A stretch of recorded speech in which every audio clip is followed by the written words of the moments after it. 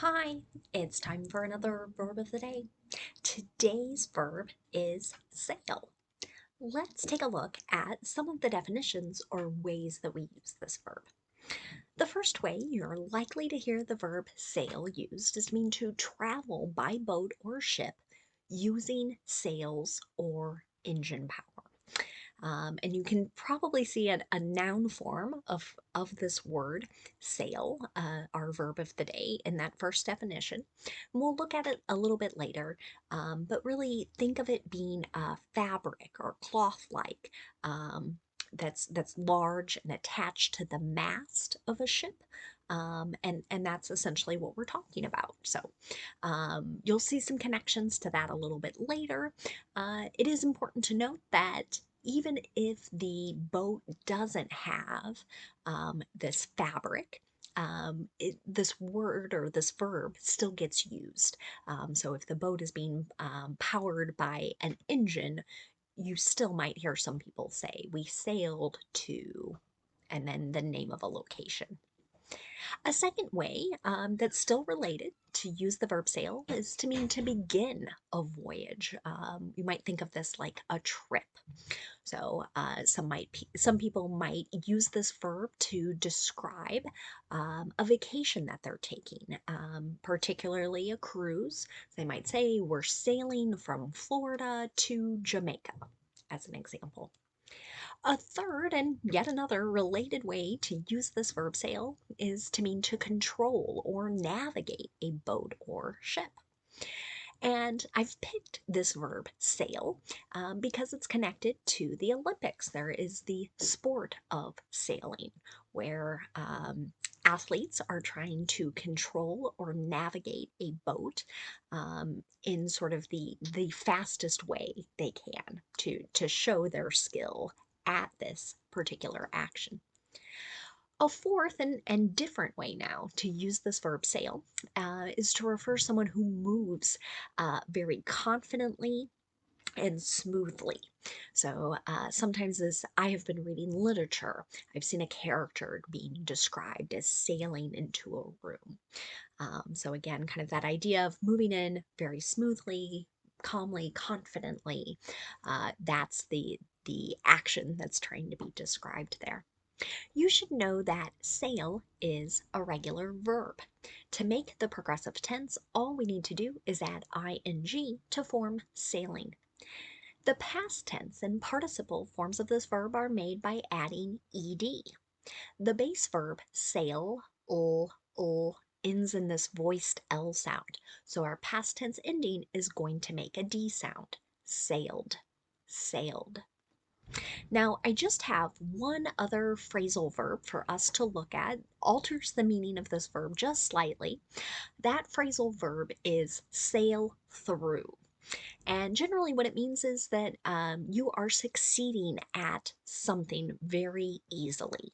Many people will use this in connection to tests, quizzes, and generally they mean they passed easily, maybe without studying. So, an example of this could be she sailed through her final exams, right? So, very easy for this particular subject or this person here. Wasn't stressful, or maybe it wasn't very difficult for them to do well on these final exams. Now, this week, we're going to focus on practicing making more information questions. In a lot of my videos, we practice yes or no questions, but a more information style question cannot be answered with yes or no, right? We're going to have to provide more information to answer a person's question.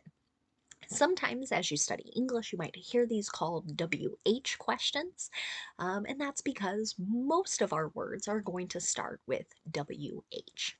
So today we're going to practice making these WH questions in the future tense using be going to. So I thought it's good for us to take a quick look at our general structure. So to do this in the simple future, again, using be going to, we're going to start with a question word, and then we need a present form of be. So if you follow along here on the screen, I'm going to concoct a sentence, right? So I might say, when, and then if I pick am, I've got to use the subject I. So when am I going to drive, right? Maybe I'm thinking out loud, kind of asking myself that question, right? But if we use are, then we're going to use subjects you, we, and they. If we use is in our question, we'll want the subjects he, she, or it. So you're welcome to pause the video here to make a few other questions. I can give you an example of that. I could ask, let's see, what are you going to study? Right? That would be an example future tense, more information question. With this general structure in mind, let's now do some practice with our verb of the day, sail. So if you want to ask about the location of something, so the place, right, use the question word where. Here's an example. Where are we going to sail? Right? So imagine you're standing next to a boat, someone else says, get in, let's go. This would be a good question to ask. Where are we going, right? Where are we going to sail? Okay.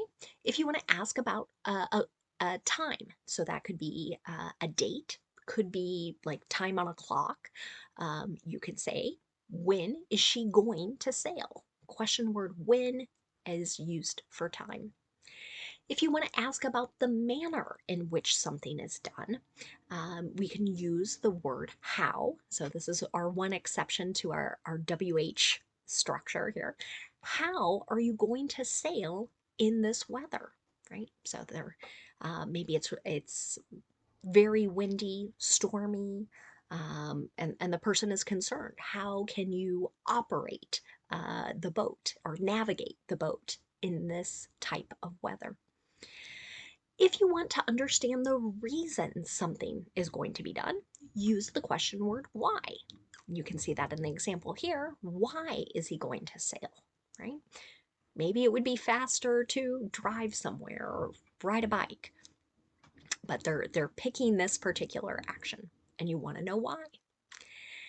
The last question word I want you to know here is what. It's a determiner. So it's telling us about the object or the thing. So we might ask, what are they going to sail, right? A ship, a boat, right? We don't know, right? So I hope you can see our questions about location, time, manner, reason, and our determiner. They all followed that set pattern we just looked at before. So we had our question word, we had a form of be, then our subject, then going to, and the base verb. Okay. Now, there are two other question structures that are just a little bit different. So I've highlighted those kind of below. Hopefully they jump out to you.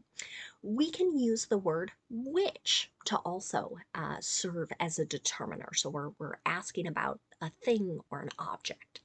When I use which, though, I'm going to have another word or phrase follow that word to kind of help explain choices. So we might think of it that way, right? So if I ask the question, which boat are you going to sail?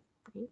Now, there might be specific types. I'm not an expert when it comes to that, so we might think the black boat, the gray boat, the red boat, etc. Right? So we're giving someone different options to help answer that question. The other question is if we're asking about the subject, so the person who is responsible for the action. Our structure's a little different there, right? I'll use the question word who, but that who is not only our question word, it's also functioning as the subject in this question. So who is going to sail that boat, right? So you'll notice there our pattern, we just go straight from be to going to and our base verb, okay? And even if our answer happened to be, we were asking maybe about multiple people who might be sailing, we still always use that singular form with the question who is. And it would be okay for someone to answer back with multiple names. Now, let's spend a little time looking at words that are related to our verb sail. And the first word we're going to look at today is just the noun form of this word. So, exact same spelling, exact same pronunciation. This noun, sail, could mean a piece of fabric that's on a mast, so kind of that long, tall pole on a boat, and that fabric is used to catch the wind and propel the boat or make the boat move forward. This could also be on a ship. I've included a picture in the bottom corner of the screen, so hopefully you can see kind of that white and blue fabric or cloth. That is the sail. A second way to use the noun sail is just to refer to a voyage or an excursion on a ship. Okay? So again, that kind of ties back, I think it was our third definition of the verb. Let's take a look at an example of our two different nouns in a sentence. So with the first one, meaning the fabric or cloth, is there a tear in our sail? Right? Oh, that could be bad, right?